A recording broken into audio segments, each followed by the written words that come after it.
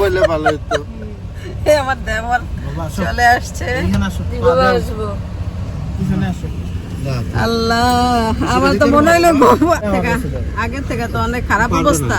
প্রথমবার 1.5 বছর আগে আসলাম, একটা মানুষ পাইছিলাম আমি। মানুষে আসার পর খাওয়ার ইচ্ছা, কোনটা কেনার ইচ্ছা, কোন জায়গায় গেলে আমার ভাল লাগবে, যদি ভাবি একটু শুনছে সেটাই করার চেষ্টা করছে। যে ভাবি আপনি না ওই জায়গায় যাইতে চাইছিলেন, চলেন আমরা এবার ওই জায়গায় যাই। যখন মন চাই ফোন দিবা, ঠিক আছে? ঠিক আছে। আর আল্লাহ, ভাবি কথা বলেন না, এই কথা বলেন না ভাবি। আপনি কি বলতেছেন ভাবি? তো শেষ মুহূর্তে রায়ান আর নিজেরে ধরে রাখতে পারে নাই, তখন সবাই বিদায় দিয়ে ভিতরে ঢুকতেছিল। রায়ান অনেক কাঁদছে। এখন আমার আবার কান্না আসতেছে। রায়ান কিন্তু এতক্ষণ একটু কান্না করে না। দেখছি তো ওরা থাকবে করে বলতেছিল যে আমার ফ্রেন্ডের কাজ, নার্ভাস ফিল করে না।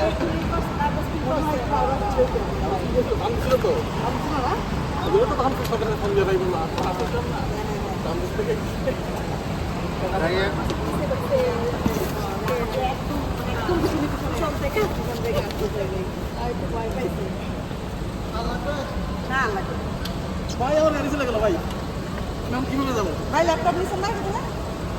ল্যাপটপ দেখেন।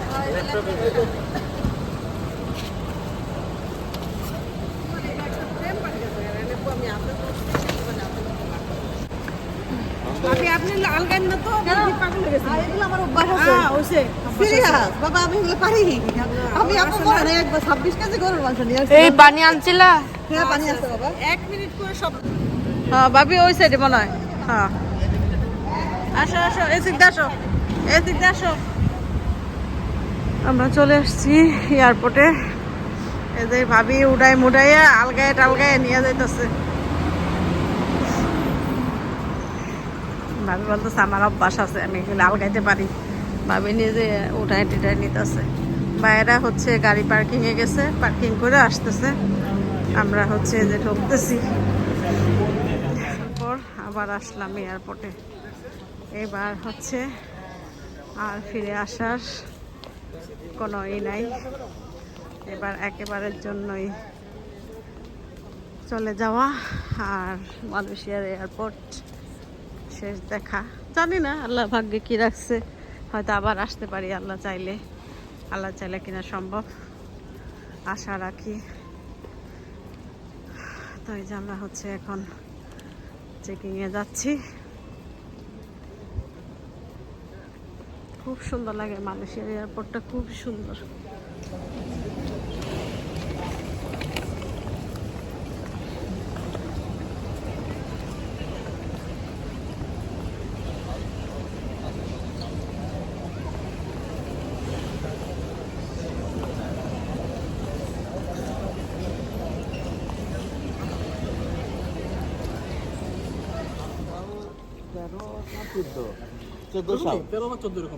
আপনি 13 একটু আগে ইয়ে করছেন, আপনি আগে পাচ্ছেন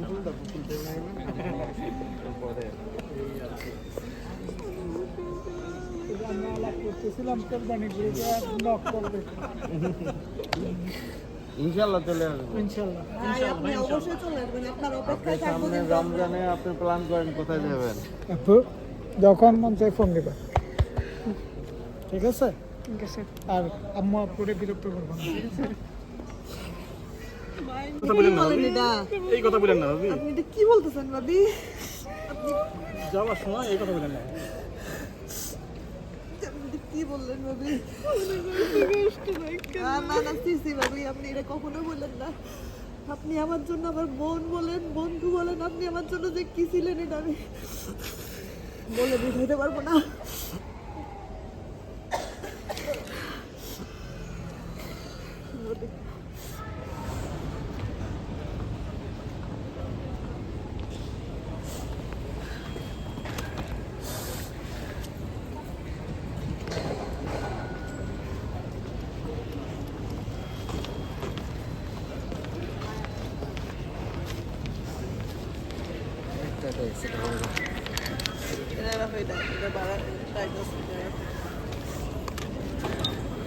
অনেক ফুল, যেটা হবে না।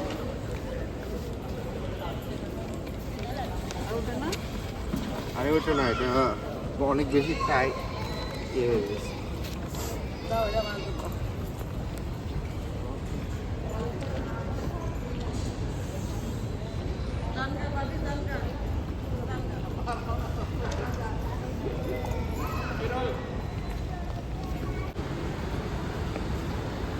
সবাইকে বিদায় দিয়ে চলে আসলাম। ভাবি তো অনেকক্ষণ পর্যন্ত দাঁড়াইছিল, যেই পর্যন্ত আমি ভিতরে না আসছি সেই পর্যন্ত দাঁড়াই ছিল। অনেকবার বললাম যে ভাবি অনেক রাত হয়ে গেছে, 2টা বেজে গেছে, আপনি চলে যান, কিন্তু ভাবি শুনলো না। বাচ্চাগুলি রাইখা আসছে, আয়ান, তাবিব, তোষান, 2টা বেজে গেছে। ভাবি বললাম যে বারবার বললাম, কিন্তু যেই পর্যন্ত আমি একদম ভিতরে না ঢুকছি এই পর্যন্ত ভাবি আর গেল না। ভাবি যারা দাঁড়াই আছে। খুবই কষ্ট লাগলো তাকে সাইডে আসতে। তোমাদের সবার জন্য দোয়া, তোমরা সবসময় ভালো থাকো।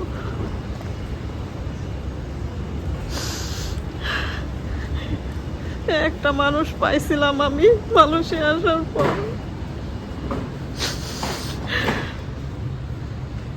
তারপরে পাইলাম জারাপুরে। আমাদের 3 জনের বন্ডিংটা এত সুন্দর ছিল।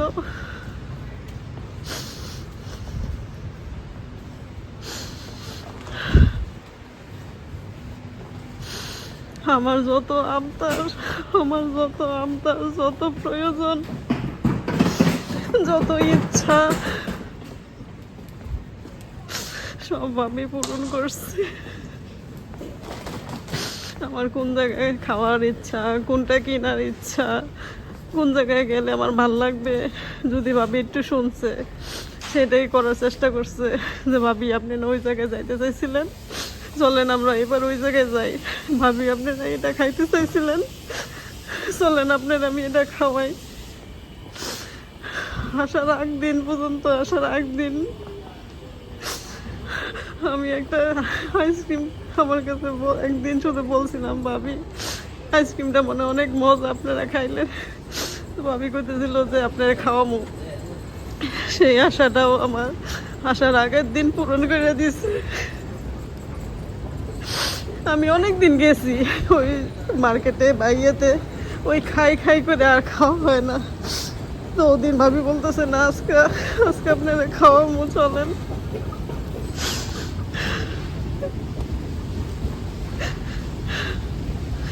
আল্লাহ তোমাদের সবাইকে ভালো রাখুক, সেই দোয়া করি। আবার যেন তোমাদের মাঝখানে ফিরে আসতে পারি।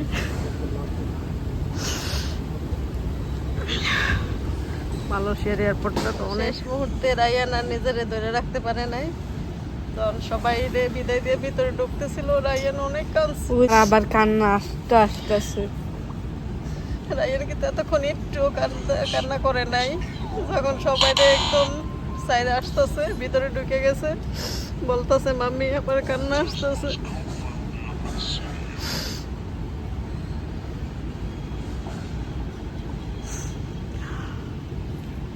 তোমার ল্যাপটপের ব্যাগটা দাও। তো আমরা আমাদের গন্তব্যে এসে পৌঁছেছি, মানে আমাদের তো এখন ওই জায়গায় মানে লোক আসে নাই, আসলে আমরা ঢুকবো।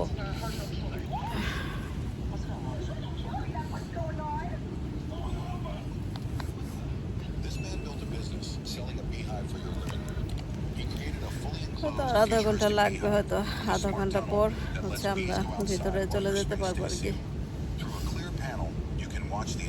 মালয়েশিয়ার এয়ারপোর্টটা আসলে অনেক ভালো লাগে, কি সুন্দর মালয়েশিয়ার এয়ারপোর্টটা।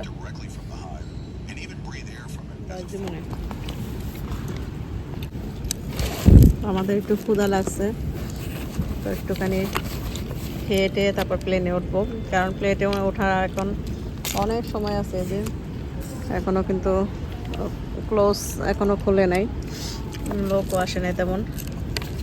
অবতরণের প্রয়োজন হলে জ্যাকেটটি এভাবে মাথার উপর পরে নিন। এই ফিতা সুবিধা মতো করে টেনে দরজার দুপাশে জরুরি মোড পথনির্দেশক আলো জ্বলে উঠবে। সেই পথ অনুসরণ করে দরজার মুখে এই লাল বোতামগুলো টেনে জ্যাকেটে বাতাস ভরে বিমান থেকে বেরোতে হবে। এই নলগুলোতে মুখ লাগিয়ে ফু দিয়ে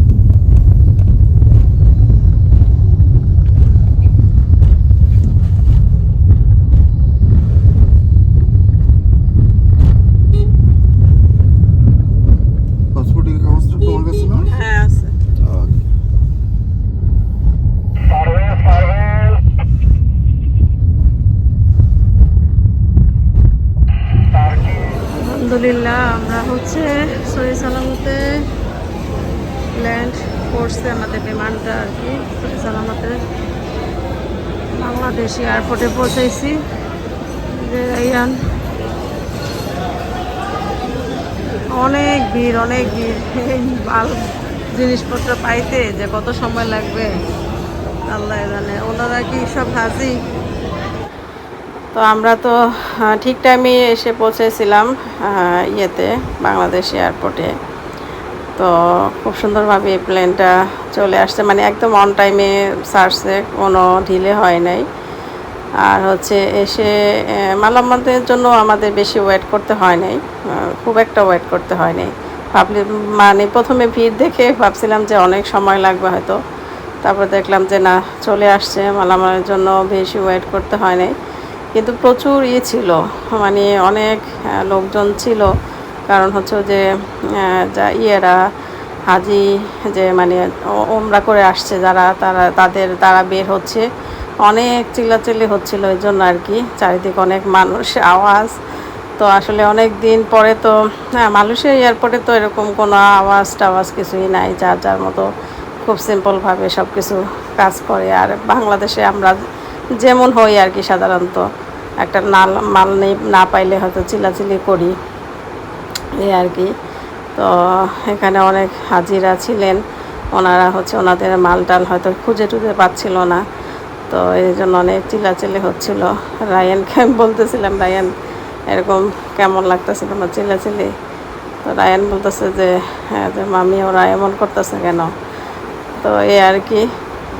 তো এই যে আমাদের মালপত্র হচ্ছে পেয়ে গেছি আলহামদুলিল্লাহ। শুধু একটা লাগেজ পেতে একটু সময় লাগছে, আর হচ্ছে বাকিগুলা পেয়ে গেছি।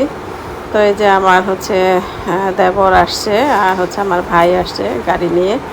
তো আর বাইরে অবস্থাটা, মানে বাইরের পরিবেশটা খুবই বাজে ছিল, খুবই, মানে এত মানুষ, আর হচ্ছে কারো গাড়ি থামাতে পারতেছে না, মানে গাড়ির উপরে গাড়ি, মালপত্র যে নিয়ে মানুষ আগিয়ে যাবে, তো ওইটাই মানে পারতেছিল না।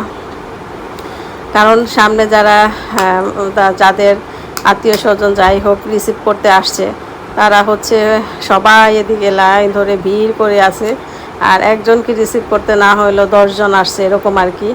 আমি কিছুক্ষণ আগে দেখলাম যে একটা বড় মাইক্রোতে না হলেও এমন 4-5 জন আসছে বেনারসি শাড়ি পরে ফুল নিয়ে।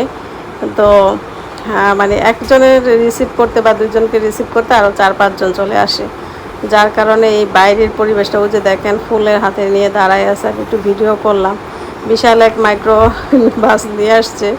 তো এই জন্য আরও মানে মালগুলো নিয়ে যে যারা আসছে, যারা যে বের হওয়ার কোনো উপায় ছিল না।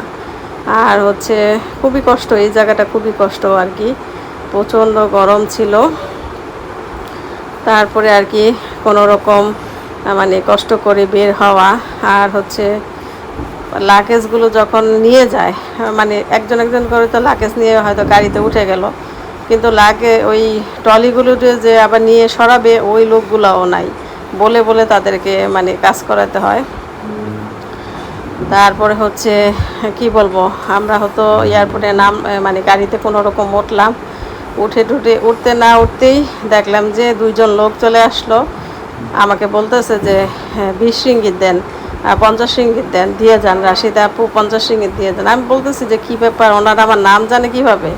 ওই যে কার্টুনে আমার নাম দেওয়া ছিল রাশিদা। তো ওনারা বলতেছে আপা আপনি, আমি তো মনে করছিলাম এখানে বুঝি আমাদের যে গাড়ি নিয়ে আসছে ড্রাইভার ভাই, ওনার হয়তো লোক। তারপরে পরে বুঝলাম যে না, এগুলি হচ্ছে চাঁদা। এই বের হতে না হতেই মানে চাঁদার সম্মুখীন হলাম আর কি। তারপরে হচ্ছে আমার কাছে তো টাকা নাই, আমি 20 রিঙ্গিত কোথায় পাবো? আমার কাছে কোনো ক্যাশই ছিল না, ছিল না। তো আমার ভাই হচ্ছে 100 টাকা দিয়েছে, নিবে না, 100 টাকা নিবে না, সে রাগ করে চলে গেছে। তারপরে গাড়ি যখন ছেড়ে দিছে, আবার দৌড়াইয়া ঠিকই 100 টাকা নিয়ে গেছে। এই হলো কথা। তো ওনারা এরকম পেতে থাকে, যে দেশ থেকে আসে সেই হিসেবে তারা 50 রিঙ্গিত, 100 রিঙ্গিত বা অন্য কোনো দেশ থেকে আসলে ডলার এভাবে চায়। তো সেটাই আমি বলতেছিলাম যে আসার সাথে সাথেই হচ্ছে চাঁদার সম্মুখীন হয়ে গেলাম আর কি। কারণ তারা তো আমাদের কোনো মানে হেল্প বা কোনো কাজে মানে যারাই আসুক না কেন প্রবাসীর কোনো কাজ বা হেল্পের সাথে তারা তো ইনভলভ না। যদি হয়তো যে না তারা কোনো আমাদের উপকারে আসতেছে, সুন্দর করে বাইরের পরিবেশটা সুন্দর করে রাখতেছে, যে একজন করে বের হওয়া একজন করে ঢোকা, এই পরিবেশটা যদি সুন্দর রাখতো তাহলে নাহলে বুঝতাম যে তারা মেনটেনেন্সের কাজে আছে। আচ্ছা, নাহলে 20-50 রিঙ্গিত তাদের দেওয়া যায়। তো এই আর কি। তো আমরা হচ্ছে গাড়িতে উঠে বের হলাম। আর সকাল সকাল যেহেতু সকাল রাস্তাঘাট তেমন জ্যাম ছিল না, তো সুন্দর মতোই হচ্ছে একদম সকাল সকাল তাড়াতাড়ি আর কি চলে আসতে পারছি। আর্গুমেন্ট এই জায়গায় চলে, কিন্তু তাহলে মাম্মি সংসদ ভবন, বুঝছো এটা মানে দুই যত জায়গা আমাদের সংসদ ভবনটা অনেক কিন্তু সুন্দর। এটা- লেকে আমরা কত হাঁটছি দিক দিয়ে এই লেকটা। এই এই ভিতরে- ভিতরে আল্লাহ, এখন তো এইদিকে পুরো বাজার, ও তখনও বাজার বসতো, কিন্তু এই যে এখন তো বেশি সকালবেলা। একদম এয়ারপোর্ট থেকে ধানমন্ডি তো একদমই কাছে মনে হলো। 90 টাকা দিলা, কারিমনি যাইয়া বললাম 90 টাকা দিলা, মুভি 80 একটা টাকা, জায়গায় এক 80 জায়গায় টাকা, ক্রাশ ক্রাশ সব কথা 80 টাকা রাহুল বাবা। আসলে কম ওই যে টি-শার্ট একটা হলো কি একটা কি বক্স জানি, অনেকদিন পর দেখলাম। সেই খানা পিলখানা আপঙ্কিত। ওই জায়গায় বাংলাদেশে একটা ফিল্মের মেরে ফেলছে। না না বাবা, চলে আসছি আমরা আমার তোমার ইন্ডিয়ান সামনে বায়ে। ওটা কি ওটা কি বাংলাদেশ বর্ডার গার্ড। চলে আসছি আমরা, চলে আসছি। বাংলাদেশের বর্ডার গার্ড। হ্যাঁ, ওদের হেডকোয়ার্টার এটা এসটি। এটার নাম কি জানো?